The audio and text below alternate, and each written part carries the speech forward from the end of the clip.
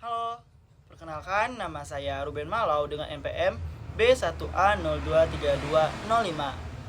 Nah, dalam video ini kita akan membahas materi mengenai prinsip-prinsip yuridiksi negara dalam hukum pidana internasional. Sebelumnya, apakah kalian sudah tahu apa itu yuridiksi?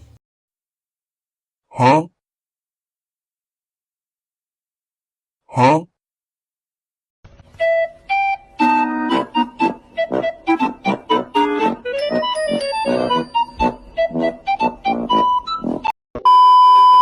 Jadi, yuridiksi merupakan kewenangan suatu negara untuk mengadil suatu tindak pidana.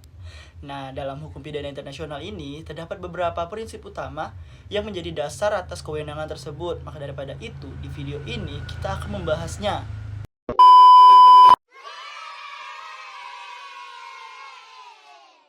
Yang pertama yang akan kita bahas adalah prinsip teritorial. Prinsip ini merupakan prinsip yang paling mendasar.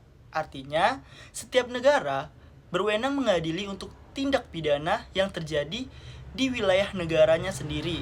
Sebagai contoh, jika suatu kejahatan dilakukan di dalam wilayah Indonesia, maka Indonesia memiliki kewenangan penuh untuk mengadili pelaku tersebut.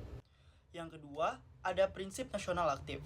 Prinsip ini memberikan kewenangan kepada suatu negara untuk mengadili warga negaranya yang melakukan tindak pidana di luar negeri.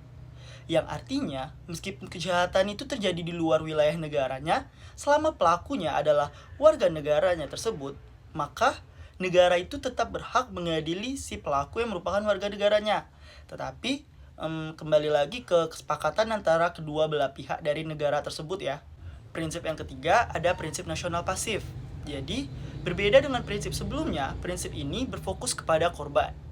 Suatu negara berwenang mengadili jika korbannya merupakan warga negaranya, meskipun tindak pidana itu terjadi di luar wilayah negaranya. Yang keempat, ada prinsip universal. Jadi, prinsip ini memberikan kewenangan kepada semua negara untuk mengadili pelaku kejahatan tertentu tanpa melihat lokasi kejadian atau kewarganegaraan pelaku maupun korban.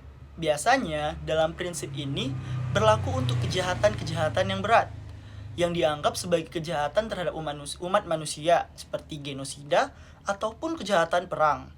Kelima, ada prinsip perlindungan. Prinsip ini memungkinkan suatu negara mengadili tindak pidana yang mengancam kepentingan nasionalnya, meskipun kejahatan tersebut dilakukan di luar wilayah negaranya dan oleh warga negara asing. Nah, contohnya seperti kejahatan terhadap keamanan negara.